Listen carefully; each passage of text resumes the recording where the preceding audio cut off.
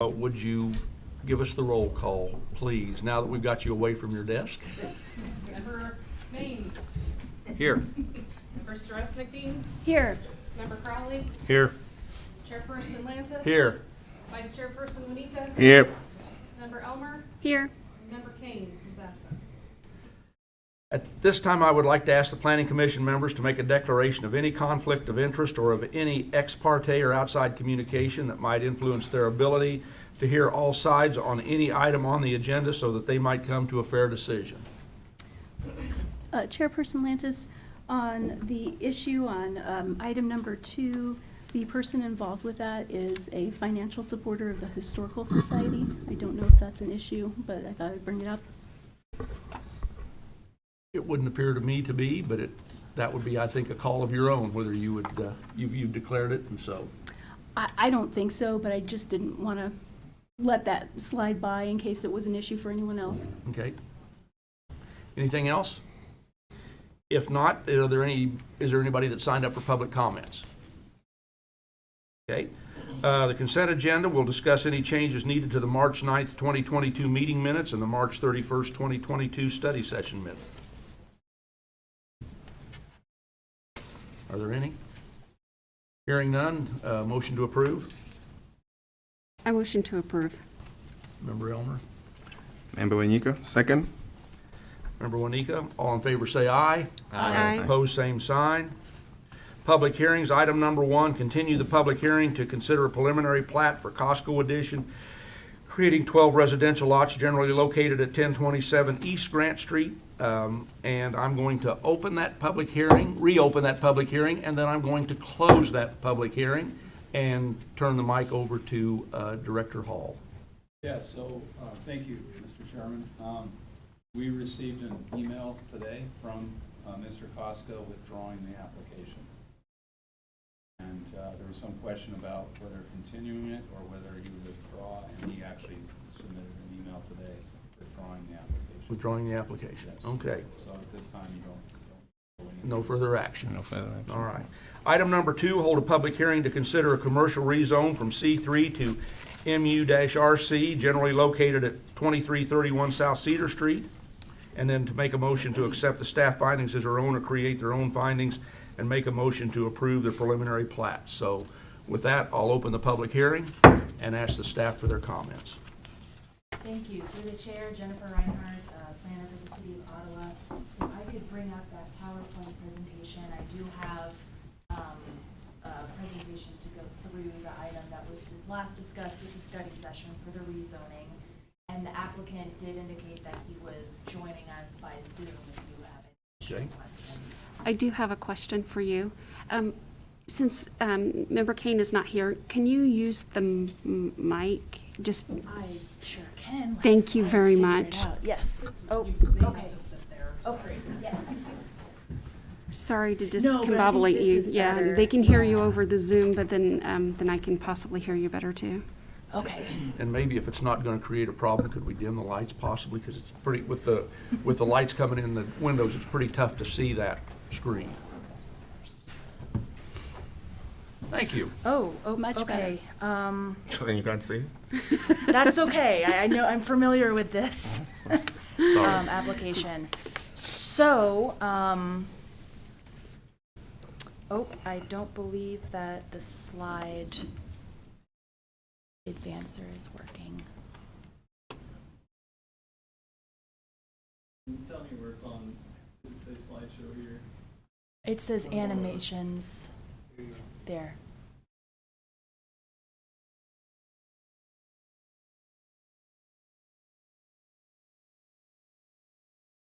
Okay, perfect.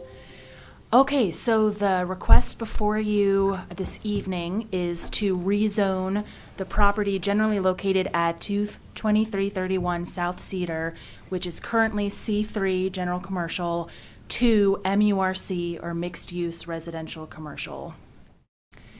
The slide in front of you today, or in front of you right now, indicates the general location. It is hard to see, but it's that red triangle just north of the highway, and then the current zoning, as I mentioned, is C3. Future land use is commercial, but you can see the magenta is a mixed-use future land use. So there is some future land use of mixed use in the surrounding vicinity. This slide shows more detail about the proposed site, which is currently the existing Econo Lodge. And so the request is to rezone the property to this mixed-use residential commercial in order to accommodate multifamily housing, specifically affordable workforce housing, and to reuse the existing building. Currently, multifamily housing in this use is not permitted in C3.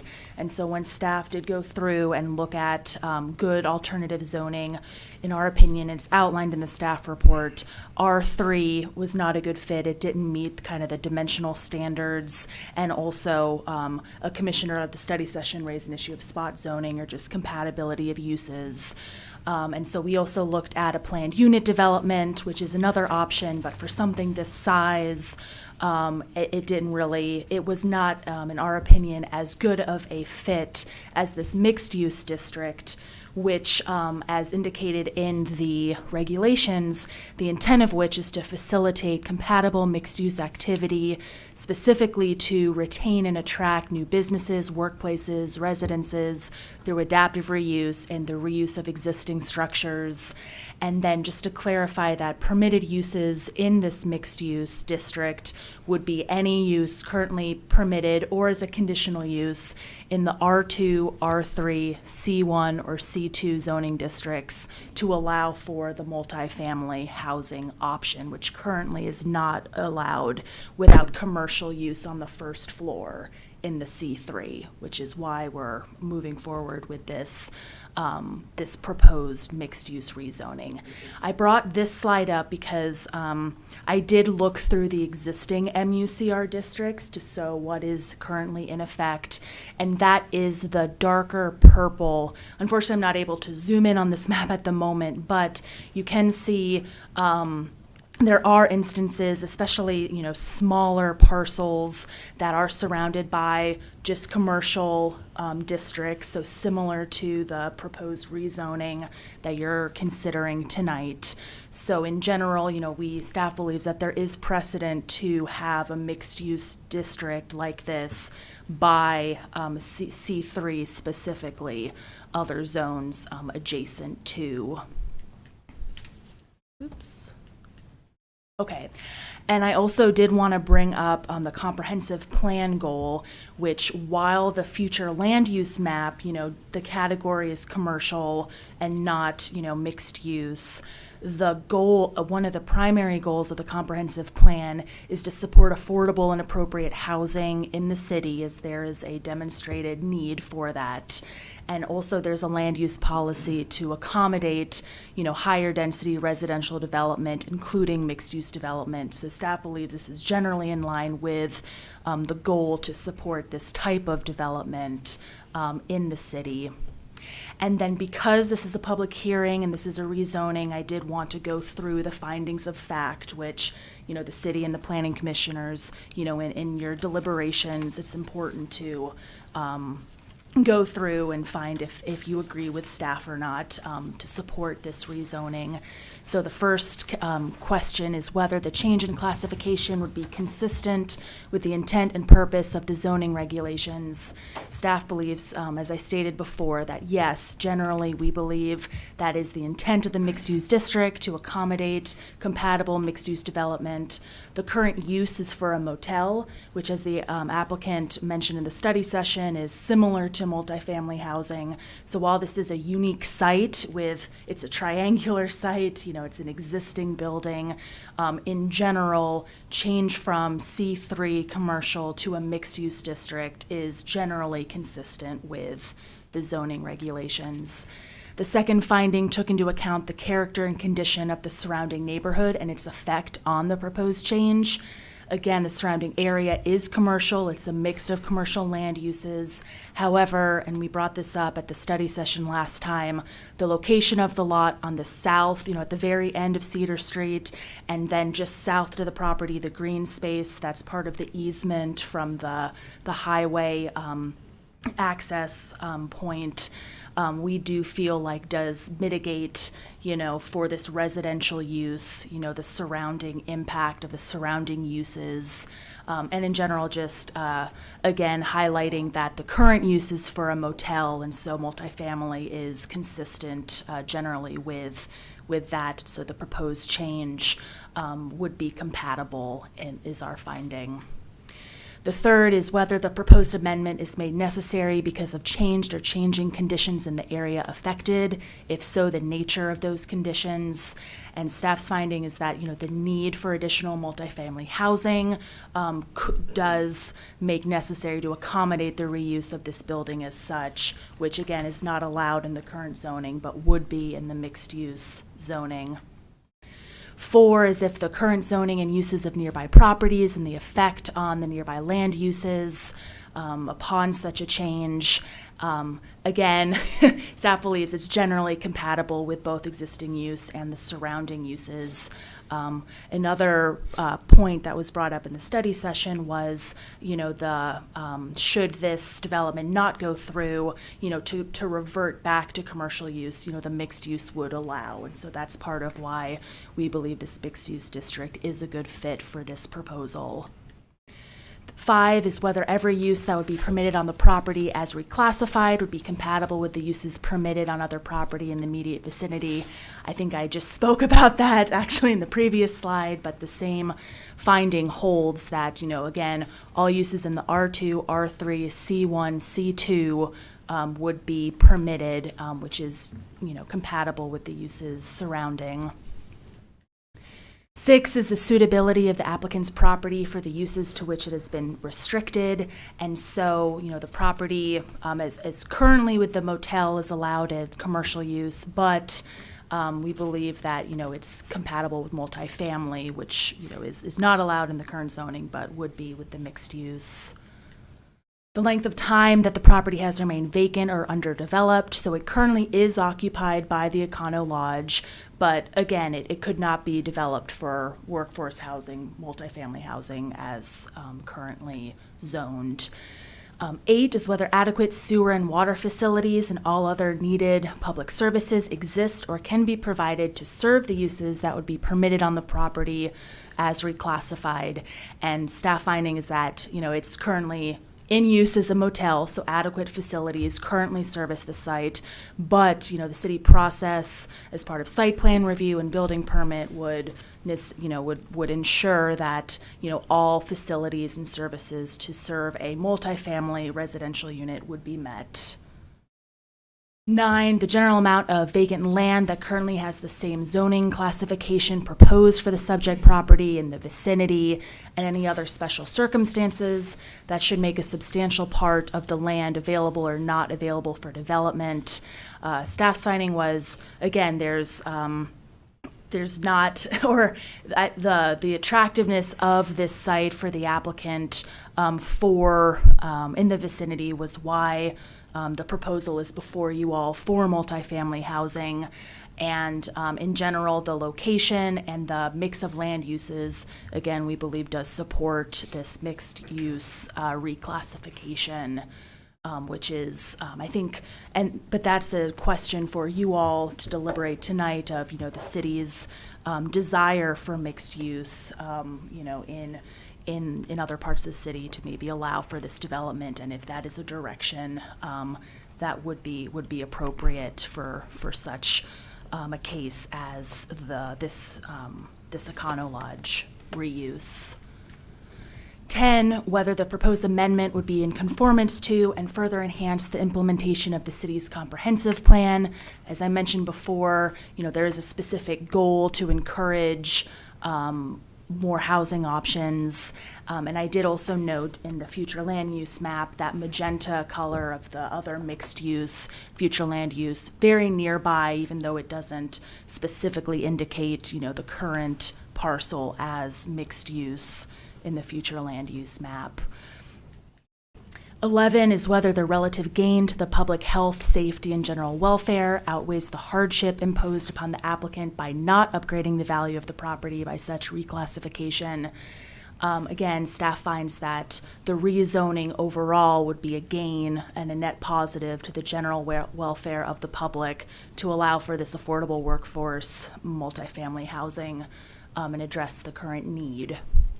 12 or any other factors as the commission may deem relevant from the facts and evidence presented in the application.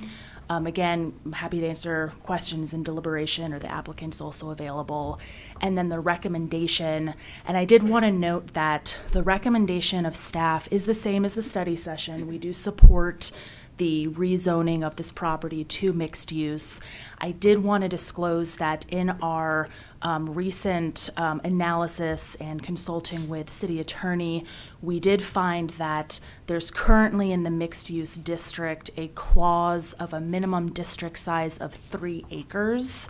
In looking through, it seems that there are existing districts that are small, so mixed use districts that are smaller than 3 acres, but we do recommend that a condition of this approval, should the commission wish, would be to address that and make a text amendment to the mixed use district, which we do believe overall would benefit the mixed use category and allow for the flexibility uses, but we would need to address the current language for the 3 acres. And we did disclose that to the applicant prior to the meeting, and we're working internally on the best course forward. But it's up to, for you all with the hearing, it at your discretion, a conditional approval, or to wait until bringing them both back at the same time, the proposed text amendment to, reduce that 3 acre minimum and, this rezoning case as well. So with that does conclude, it's a lot of findings, but it does conclude my presentation. I'm happy to answer questions. I don't know if anyone from the public was wanting to speak, or again, the applicant is also joining by Zoom if there's questions for him specifically. Thank you. Thank you. Is the applicant on Zoom for us? Is there anything that they would like to add? Can you hear me? Yes.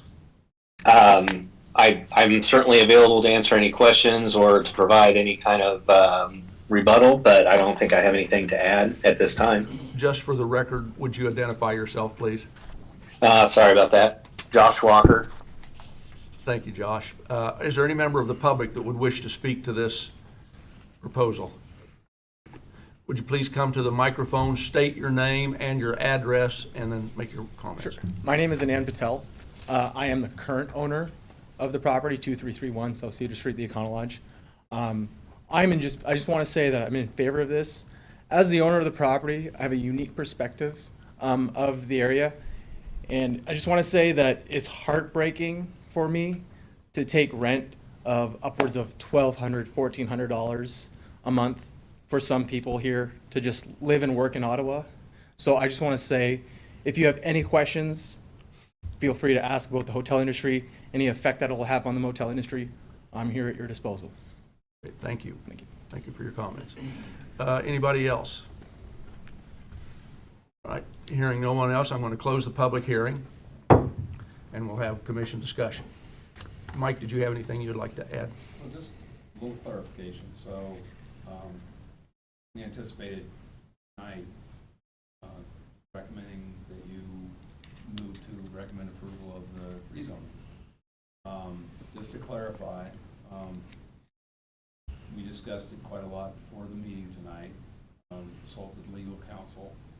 Their recommendation is that you continue the hearing on this item, and that at the next meeting, and probably at the study session, so the hearing would be continued, I would imagine, to the regular meeting study session, we'll come back and we'll know a little bit more about our options.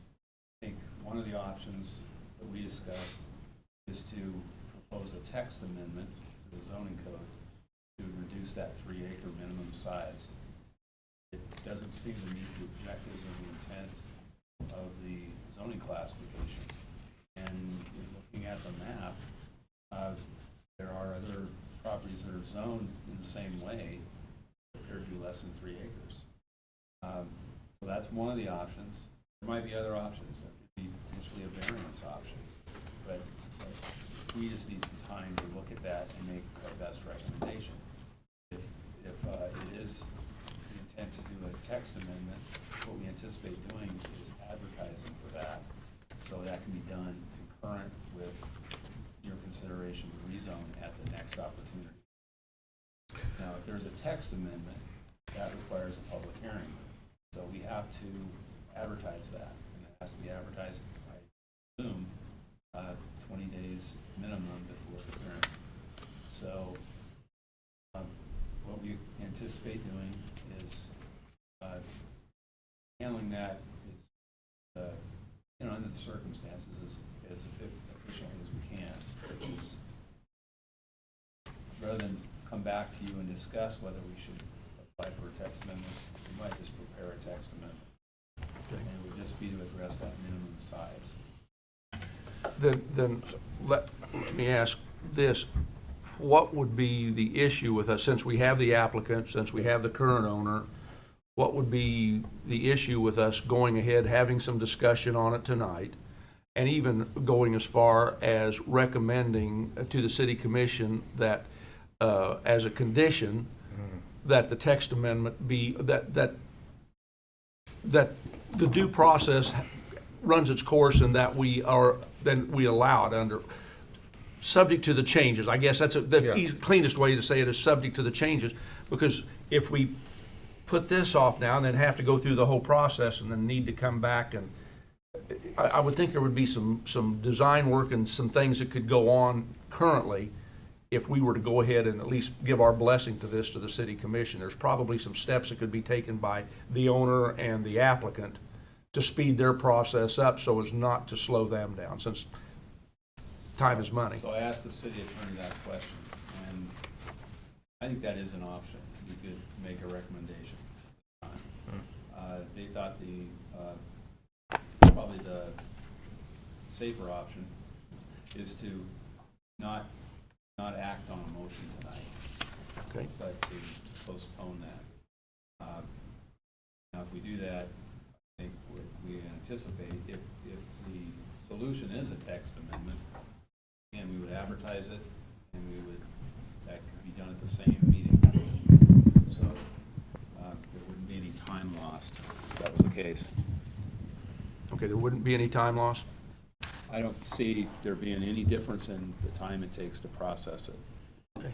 Now, you can certainly discuss it and make your feelings known tonight.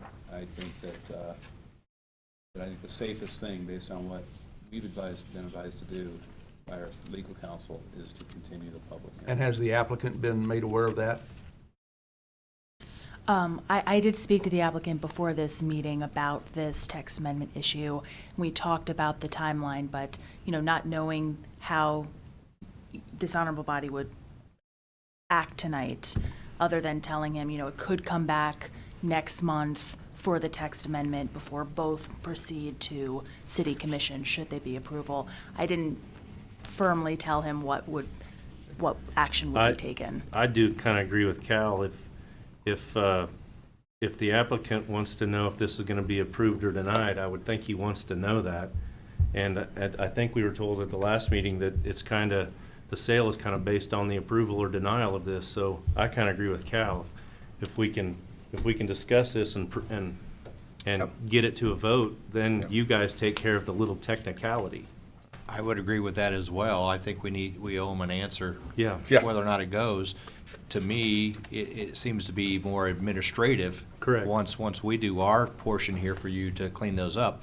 Unfortunately, we've got a city attorney recommending us not to do this. So there's obviously a reasoning behind that that we don't understand, but I would agree, and I'm willing to talk about how I go, but I see this project as a win-win across the board. We need the housing, right? We need the housing, and then I think it's gonna spur another hotel eventually coming in, because we're taking hotel beds out of the community that we know is always full. So Okay, are we discussing it now, or are we? That's If what I was could about make to ask. a Yeah. point of clarification to Yeah. address Commissioner Main's comment.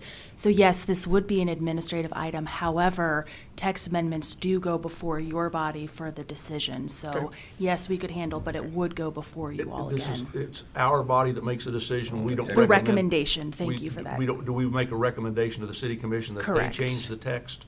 So the text amendment, the public hearing does come before the planning commission. Yes. But you're right, for a recommendation to then go before city To the city commission for their commission. decision. What I heard from, just one Go ahead. second, then I'll let you, what I heard the director say was not that the city attorney was saying we shouldn't do that. What I heard was that he said it was a safer way to do that he didn't say we shouldn't do that. He said it was a safer way to follow that. The recommendation I got, Mr. Chairman, was that he wasn't saying you cannot make a recommendation tonight, take action, basically, but that the preferred action would be to continue the public hearing and withhold taking action until the next meeting. So, I've got a question, Mr. Chairman. Okay. Yeah, go ahead. Our job here is to discuss the findings and address the findings. Are you withdrawing one of the findings? I am not, no. Okay.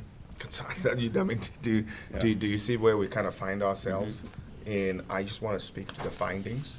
And if we can discuss it amongst ourselves, and if we had to put a condition, and say, Subject to. Yeah, subject to, and, I realize you've used the language preferred, right? Yeah. So, I do think it wouldn't be taking liberties beyond what this body is allowed to do. So I agree with some of my fellow commissioners that we can discuss this and address the findings. Member Elmer, Member Stresnick-Dean, do you have any comments? Actually, I do, because what I'm hearing is, yes, we are here to hear the findings and to discuss the findings. But also, since this was presented out to us, other information has been brought forward, and that's where the director is now saying he's spoken with the attorney before the meeting. And their recommendation was to hold. And so we're here to hear staff findings, but we're also being asked to hold until they do make public the other issue. Because if we're taking, and the way I see it, if we're taking and we're moving forward with this, but then the other doesn't go through, then we're still looking at conditions across the board and so many other things that's going to affect the future, not only just for this one applicant, but other applicants who may come in. So my question then is, should the staff then have withdrawn and not have us look at this today? Then I guess another way of asking is, then what the heck are we doing here? My question here is it appropriate to make a recommendation to change the actual text in the code based on this one condition, or would it have been more appropriate to request a variant, which is what would probably happen anyway if the text wasn't approved? So then you've got another public hearing, I think?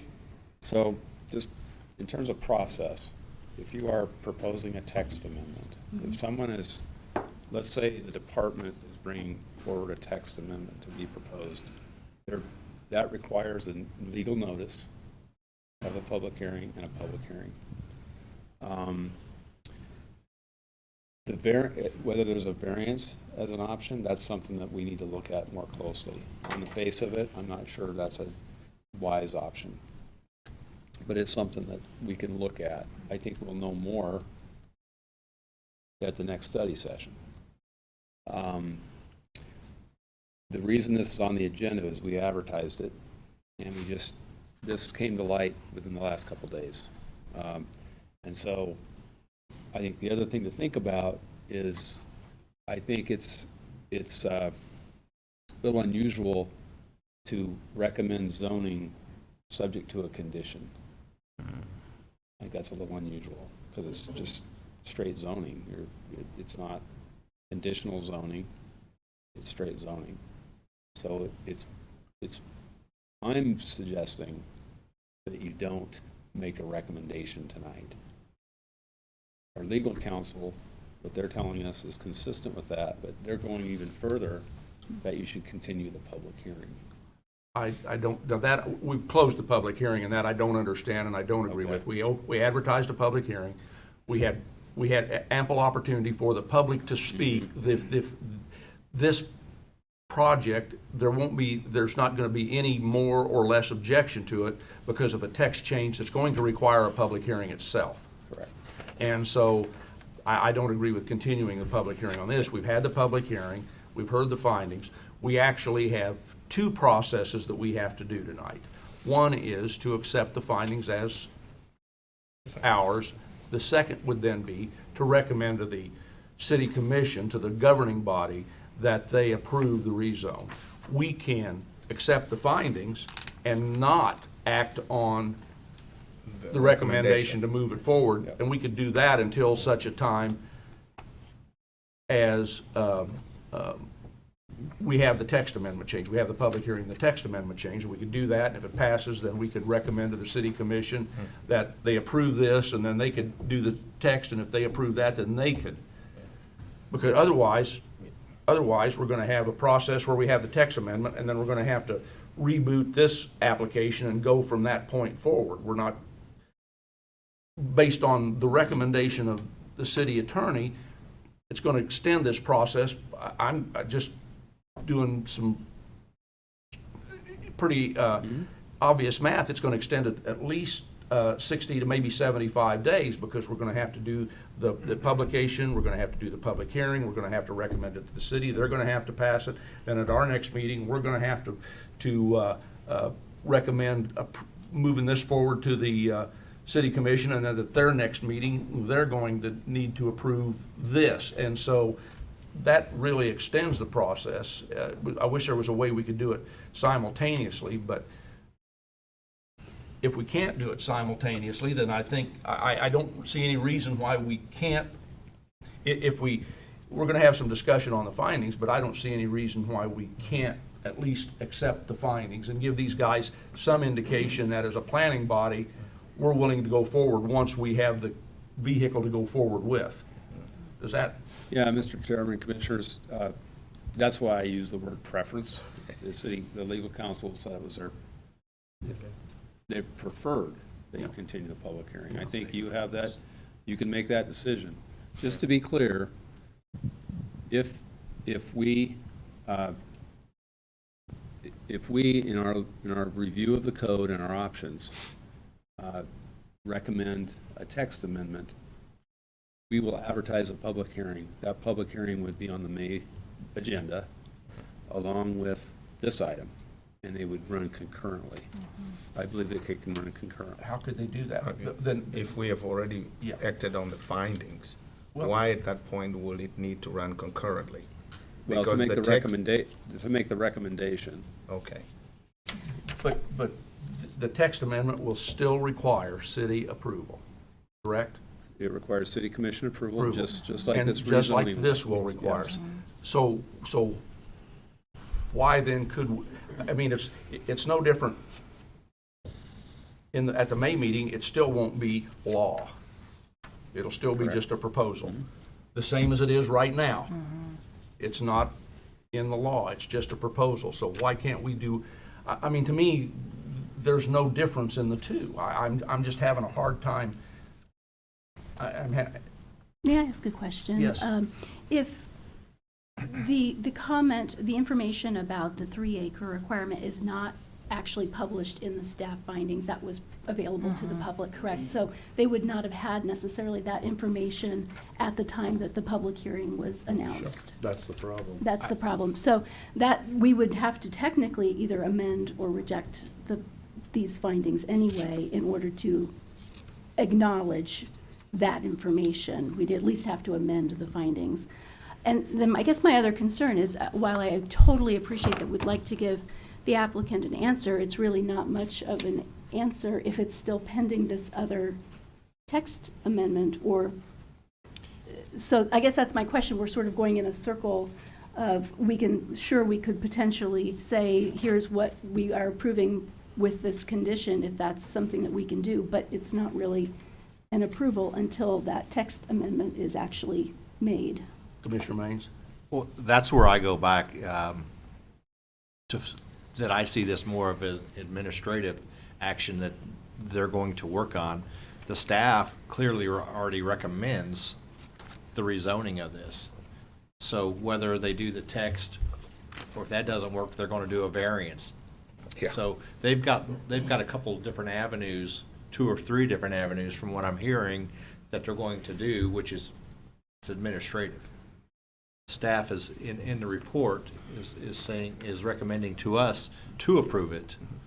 So that's where I'm coming up, and I felt it was And when administrative asked, action. staff is not withdrawing Correct. Yeah. that finding for now, saying, yeah, we've got this, we'd like to withdraw that finding. They're not. That's all I'm saying is, one, as a commission, our job is to, to address the findings. If the attorney didn't say what he said, we'd be voting on this right now. We would have finished, Exactly. right? But to go back, I think to address what Commissioner Sarancic Dean said, this shouldn't be in front of us tonight, because this doesn't qualify for the district as it's now written. This should not be in front of us tonight, but it is. And we have a recommendation to approve it. Now we have a recommendation to wait until we get a text amendment. I'm sure the applicant didn't come in and say, I want to zone this as this. I'm sure there were discussions, and this is what I think, in fact, in your testimony, you discussed, you said, this is where we saw it as the best fit. So, I think we deserve to go, I think the applicant deserves for us to go forward, at least with the exception, with accepting the findings, because it should have never been brought to us in the first place based on the way the information the city should have given the applicant is it doesn't fit in that zoning, because it doesn't fit in that zoning. So, Yeah, I agree. So out of technicality, though, is what I'm looking at, is whenever this was published, your findings were there. But since it was published, you have discovered the process of, it doesn't, because that was one of my questions that I was going to ask, is what about, does this meet the lot size for that type of, because we're looking at only one lot. We're not looking at multiple lots. We're looking at one lot of rezoning. And so whenever you were saying that this is what we found, I was like, I can see where that would be. Would that have changed? It sounds like it would not have changed your answer, but would it have changed the process of actually putting it in as a finding? How does that affect us making a decision on anything if the city is concerned enough? You've spoken with the city attorney, and the city attorney has advised not to move forward.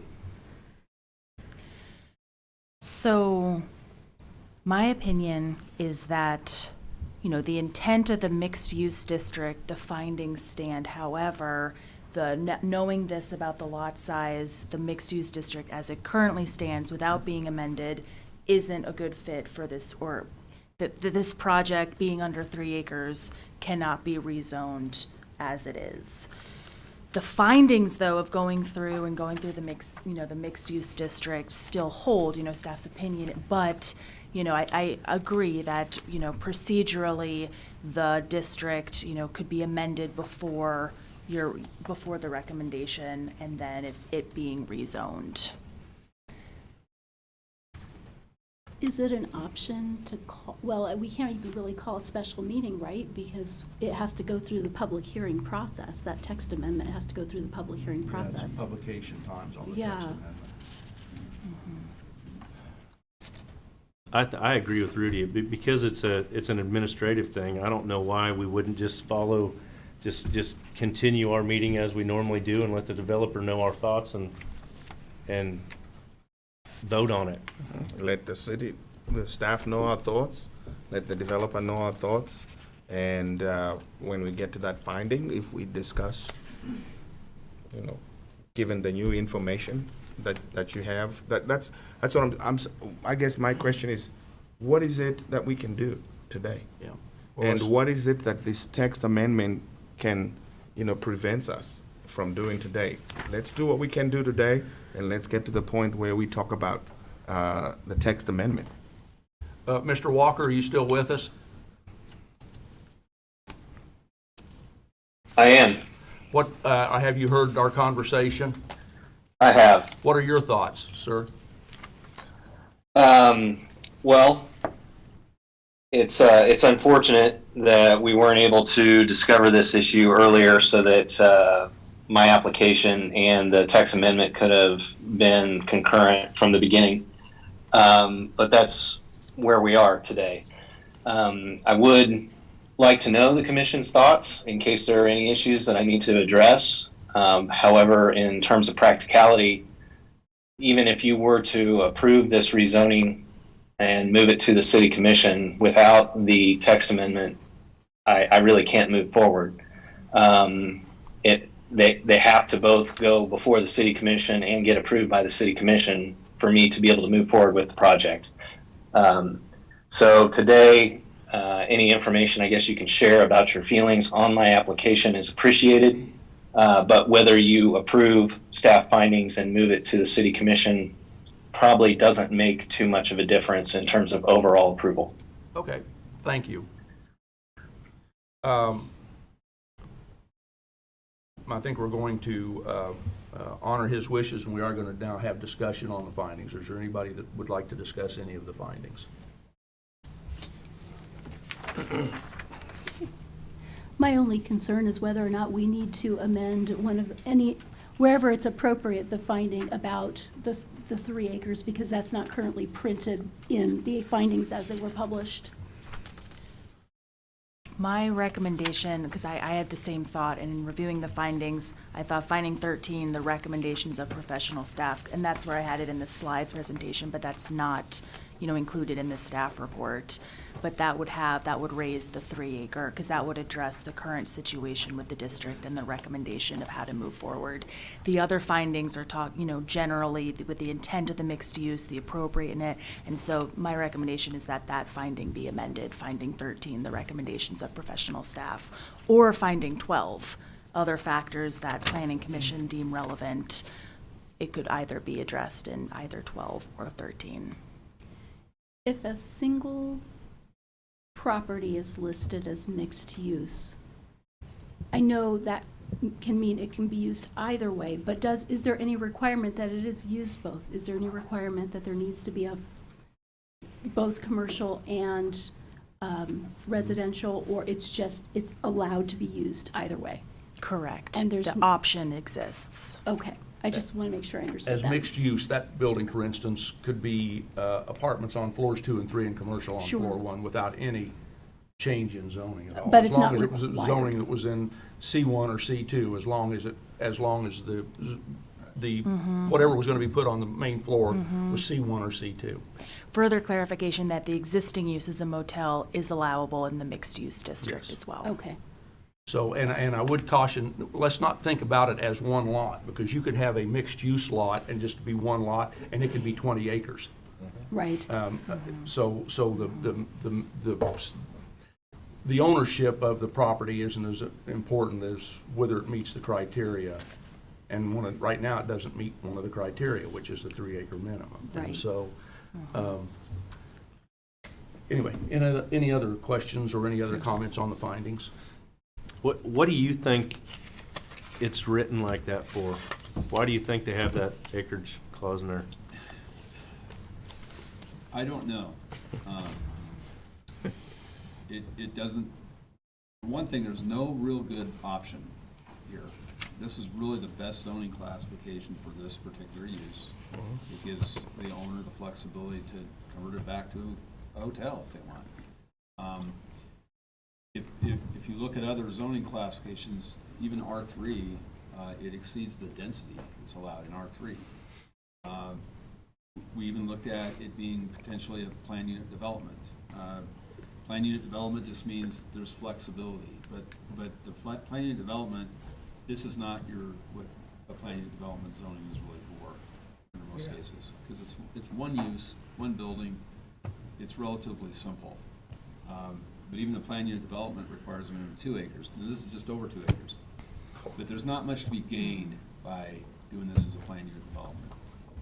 Based on what we know, we've discussed it, and, if you look at the intent of the district, it doesn't seem, requiring a minimum of 3 acres seems to be contrary to the intent of the district, even. Because if you're going to adaptively reuse buildings, there are going to be buildings, because that's the purpose of the district. There are going to be buildings on lots of less than 3 acres, just like this one. So, I think, this just came up within the last couple of days. So we haven't really discussed it. We haven't really researched it very much. And we haven't, on the face of it, looking at a variance as being an option, I think that would have to go to the Board of Zoning Appeals. Criteria that the BZA has to find in order to approve variance is more difficult in a lot of cases than the criteria or the factors used to recommend a rezone. So I think, there's some uncertainty, and I probably shouldn't discuss that too much because don't want to analyze the application before it's even submitted or proposed. But we start to look at these options, but it would, I think, within the next couple of weeks, we will know more, we'll be more informed, and give you a more educated recommendation. What is the size of this lot, the exact size of this lot? I calculated it, it was just over 93,000 square foot, which calculated to I have it written down, but it's upstairs, but it was over 2 acres, less than 3 acres. But So whatever 2.2, 93,000. 2.3, 2.8, 2.7, If I can 2.9996. help there, so an acre's 43560. Yeah. Yeah, so that's, if you double that, that's just a little 86, under 87,000. So it's just acres. barely over So- 2 so it's then. barely over 2. Yeah, okay. 2,000 feet over 2, so. I would be really interested to know, did you say there were other mixed-use properties that are less than that That's 3? correct. Do those predate, or were We're those looking variances? into that. Because I guess I'd be interested to know if there's a reason why they increased it to 3 after some of these other properties, other locations were approved, or what that reasoning was. Mr. Chair, Commissioner, we're not sure that's what happened. One of the properties, it looks like it was annexed. But that leaves some questions too, because when property is annexed, it takes on the zoning that it was currently zoned in, when it was outside the city limits. So that just leaves us with questions. So I don't think we know the history. So they all could have been grandfathered in, basically. That- We don't know the maybe- answer to that Maybe it question. changed. I don't know why it would have increased to 3 acres. And that, maybe it was overlooked before. One of the things, and this is not a really good time to address it, but it's time to redo the comprehensive plan anyway. And there are things like this that comprehensive plan hasn't been looked at for a number of years. And at some point, this is going to be something that we need to go through a lot of these things because it may be staff, just for whatever reason, was unaware of that. And obviously, they were in this case, but that's because we have, we're in a transition, so I can understand, it's a lot easier to understand why it got overlooked this time. But the reality is, they recommended it, we have it. We have a housing study that says we need more workforce housing, and we need to try to do what we can for the benefit of the city at large and benefit of the people who want to invest to do that. And so, I don't know, that's getting off the findings, and we really want to talk about the findings, but So my last question would be, are you comfortable with us talking about findings 1 to 12? And us, because, What I'm hearing, and I agree, is that if we had an opportunity to make some minor changes to the findings as written here, we would. Okay. because of 12 and 13 under the current circumstances, because of the minimum 3-acre size. So, And so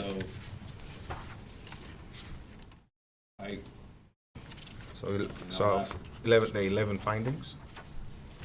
I'm just trying to cut down on the time next time. What I'm trying to do is, if we're gonna do the text amendment, are you asking the planning commission to sit again and we start from scratch as if this conversation and this meeting never took place? It's all, that's kind of that's what I'm asking.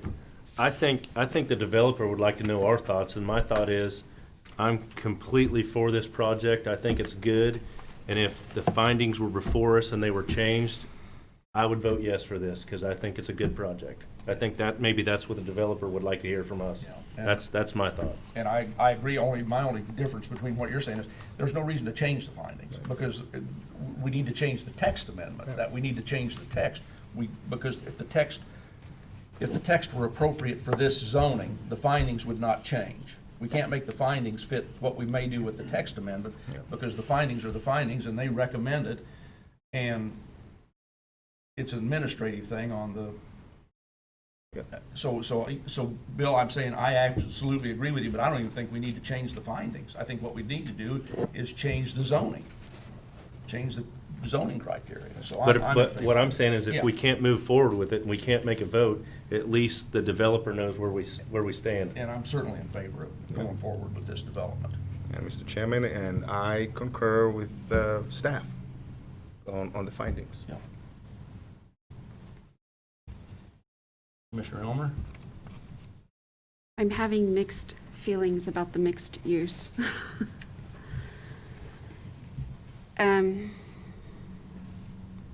So, for instance, you in findings 2, it says character and condition of the surrounding neighborhood and its effect on the proposed change.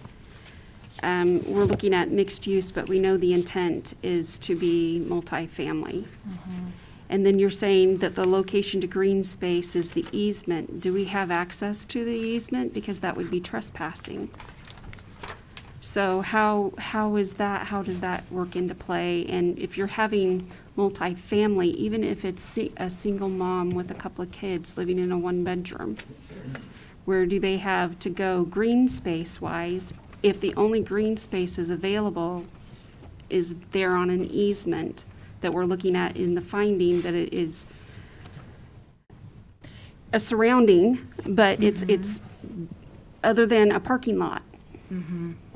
So through the chair, a bit of that is going to be part of the site plan review, which we haven't seen, but the landscaping requirements would have to, which would include some buffers and, per the new regulations. So that is separate from the rezoning conversation. But to address your question about the easement and trespassing, the thought behind that finding is, while it's not a public park, it is not an intensity of use that abuts the property.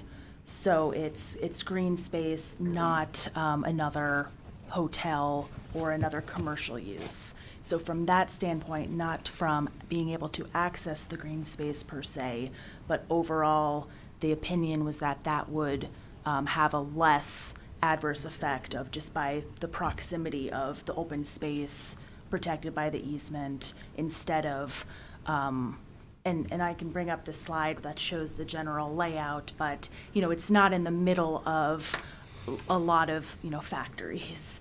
It's towards the end, and then there is kind of that green space. That isn't part of the parcel, absolutely, but, it is also not another building.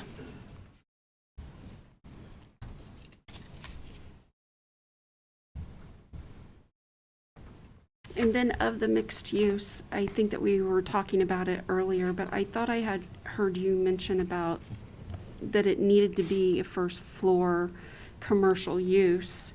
But in this regard, and I think I brought it up in this study session as well, in this regard, the entire building, the intent is to be multifamily use, which currently it is a hotel.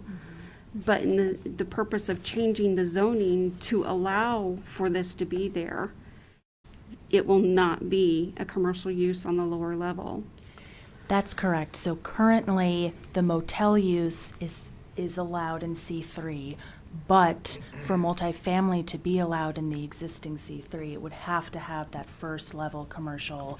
So this is proposing to not have that. So that's, to rezone it to the mixed use to allow for, multifamily on both levels instead of requiring that first floor to be commercial. Okay, thank you for clarifying on that one. And then,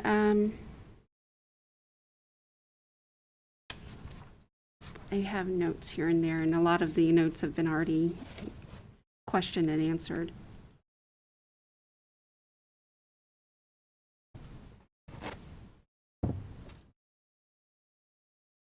And I have here about the minimum size, but that's something that we're in discussion about already, so.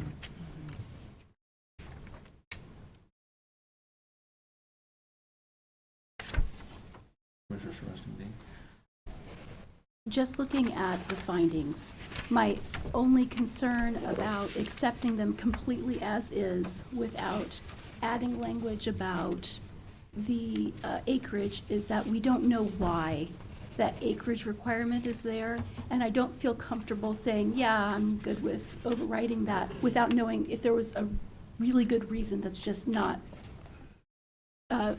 something available to us right now. And that doesn't mean that the project doesn't have a lot to recommend it. It's just, I would like that bit of information, and I'm wondering if we can just amend one of those findings to include that circumstance as when we accept these findings, because it's not there right now.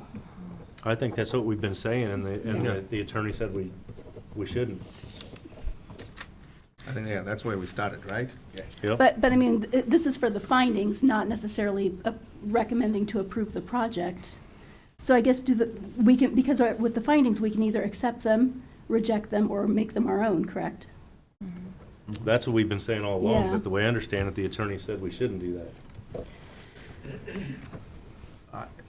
So right now, we're just having a discussion so that the owner can hear Yeah. Can hear thoughts. what our thoughts. Yeah. So for my thoughts, I think there's a lot to recommend this project. I would just like to know why that 3-acre requirement is there for me to feel firmly one way or another, but I think there's a lot to recommend the project. When was the comprehensive plan adopted? 2000, 2004, and there will be 2005. nobody in this building that can give There us was a an reason amendment. why that was done, so. Sorry, Mr. Chairman. It was adopted in 2005, I believe. Okay. And then there was an update, I believe, in 2018. I'm not sure what triggered the update. I think weren't you on the planning commission then? Wasn't that just clerical? Didn't they go through and just read Things like this that they caught that just needed to be changed. Yeah. This isn't one of those things that probably strong. should have been looked at then. Yeah, so it was more of an administrative update. It wasn't a full-blown public hearing, And to clarify, the comprehensive plan is a policy document. Yeah. It's not the ordinance. Right. So this text isn't in the ordinance, it's in the No, 3 acres This is, is in the No, ordinance. that's The 3 in acres is in the Yeah, ordinance. Okay. That's why we're here Okay. saying what we're saying is because it's kind of hard and fast. It's a standard. yeah. Well, Mr. Chairman, where does that leave us, Mr. Chairman? I'm beginning to feel like my last public hearing when I chaired when you were away. Well, no, when I look down from, I always say, look down from 40,000 feet. When you look down from 40,000 feet, it should not be in front of us. It doesn't meet the criteria. But what I also hear is the only real objections I have to it, that I'm hearing, is the fact that we need to amend the findings just to recognize the fact that it doesn't meet the criteria. But that's still, unless the criteria is changed, this can't be zoned multi-use, whatever it is, multi-use resident. It can't be zoned that way because it doesn't meet the criteria. So I think what we've done is I think what we're doing, or what I hear, is all of us telling the developer and the current owner that in theory, we support this project, and when we get it fixed so we can approve this project, barring any other unforeseen circumstances, there's a good likelihood that it's going to be recommended by this body, that the city commission approve it. Is there any, have I misstated anything? Nope. Nope. So, and I think that's all we can do tonight. Because we can't accept the findings, because the findings don't deal with this zoning classification for this property. Because it's not 3 acres. Is that logical or not? I agree with that. Yeah. So I think we'll just Yeah. continue this discussion until, Yeah. So, yeah. does so that take a motion? My question, Mr. Chairman, is, it's continuing the commissioner's discussion. Yes, Not the public hearing. right. Action, right? Because- We know that text amendment requires a public hearing, so that's why I'm saying, my question earlier is, yeah, the text amendment can be discussed. Yeah. Right. But however, the findings as they are, how do you all feel? We've discussed the findings, because if you're saying that, no, everything goes back to the beginning and now we reopen the public hearing starting from scratch, then, goes back to my original question. Why were we here tonight? Yeah. If I might. Sure. So, you've opened the public hearing, you closed the public hearing. It doesn't mean you can't continue to discuss it. Right. Yeah. As a commission, you can continue to deliberate. So, what could potentially happen next meeting, study session, and ultimately the meeting is you're discussing a text amendment or something else. And at that time, if you want to deliberate on this, you can. I mean, you can't. I think you're continuing and taking any action on it. And, we might recommend a minor change to these findings, just to reflect what is known now. See, okay. And please anybody else speak up, but we can't change the findings, because actually the findings don't exist, because this property doesn't qualify for this zoning as the zoning's written. This property should have never been brought to us as the zoning's written. Should the zoning fit this property, then these findings would stand. So for me, there's no reason to amend these findings, because right now, they don't fit the property. And once But all I the think what he findings was would saying. still be the same. Her answers would still be the same for everything except for the 3 acre. Exactly, but we can't say except for the 3 acres, because there's no way to vary. I mean, That's the key. there's no way to vary it. We gotta have the text amendment changing the zoning in order to have these findings fit this property. I agree with you 100%. These findings are gold. I don't have a bit of a problem with these findings. If we're gonna continue it, though, I think we need to continue it, because we need a text amendment to make this fit into what we have, which is the recommendation of the city. The city staff has looked at it, said this is the best fit for the property. We just have this one line now that says, can't do it. We keep going in circles, but my thought is the findings are going to be exactly the same here, regardless of the 2 acres or 3 acres. If the developer knows our thoughts, whether we're for it or against it, that's what he would like to know tonight. Because of the problems that we've had tonight, if at least he knows where our thoughts are, and we can move forward. And I think we all agree on that. Yeah. I think we all agree on that. So let's go. Let's move forward. There's nothing else to talk about, is there? Not that I don't, do we have to have a motion to continue the discussion? I think What's so, the right. next step? I think my recommendation is to bring this item back at the May agenda, and we'll also have the text amendment for discussion prior to this discussion. To the study session.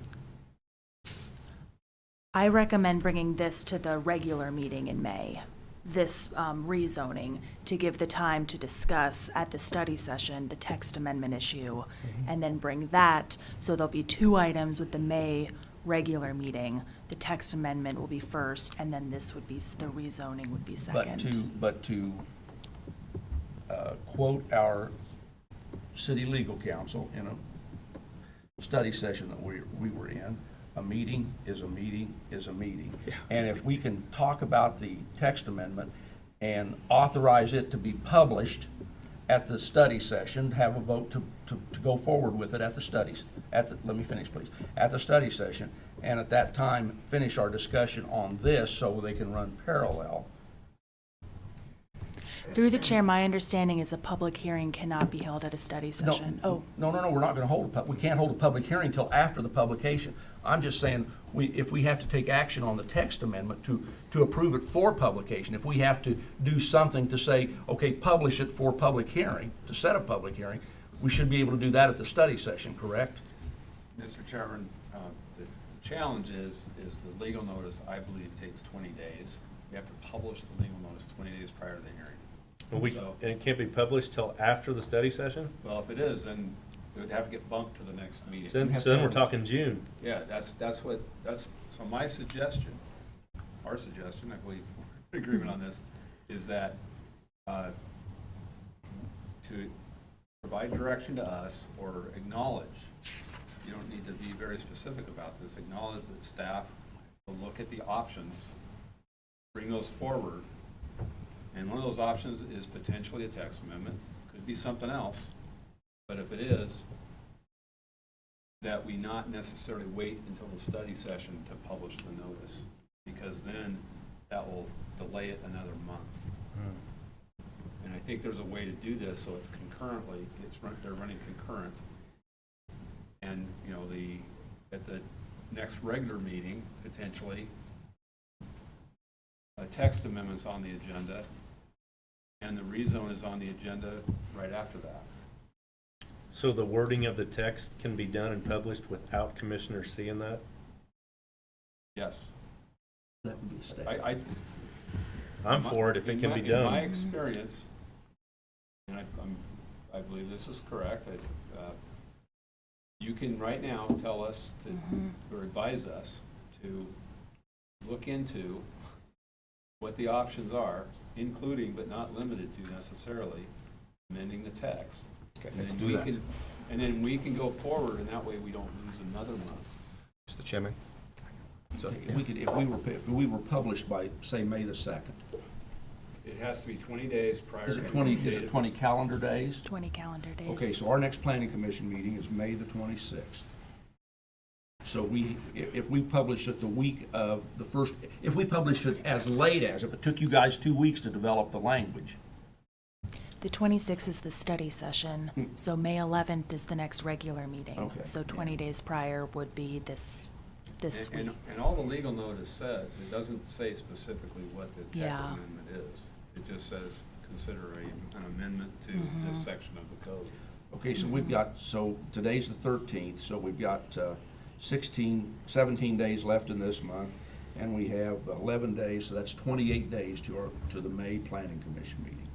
If you guys could develop the language in the next day or two and get it published, we could hold a public hearing. But what you just said, though, could you repeat what you just said? You don't need to list the wording in the public. So the wording is actually probably very simple.